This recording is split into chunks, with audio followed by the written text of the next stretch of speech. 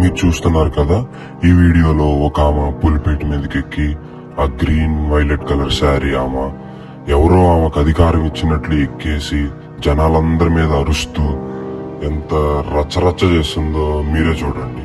ఇక్కడ చూడండి, దైవజనులు అక్కడ వాక్యం చెప్తుంటే ఈమె లేచి మొత్తం పోలీసులతో కూడా వాదిస్తుంది.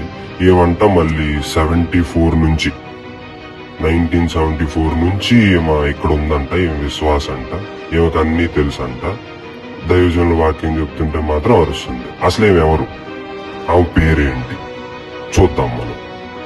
క్రిసలైట్ నువ్వు సైలెంట్ ఉండు, క్రిసలైట్ నువ్వు సైలెంట్ ఉండు, క్రిసలైట్ నువ్వు సైలెంట్ ఉండు, క్రిసలైట్ నువ్వు సైలెంట్ ఉండు. విన్నారుగా, ఏమో గారి పేరు క్రిసలైట్ అంట. 1974 నుంచి ఏమో ఉండి నేర్చుకుంది ఏంటంటే పులిపేట మీద ఎక్కి అరవటం. ఇంకేమో నేర్చుకుందో కూడా చూద్దాం. అందుకంటే ముందు అసలు ఏమకి చారీకి సంబంధం ఏంటి చూడండి, మీకే తెలుస్తుంది.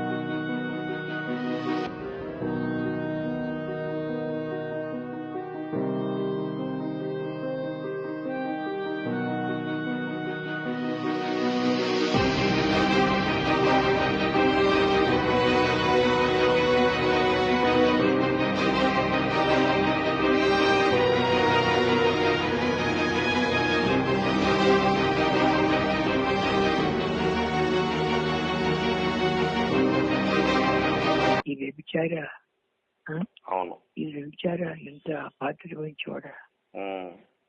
ఈ వ్యభిచార అవును ఈ వ్యభిచార ఎంత పాత్ర వహించేవాడా?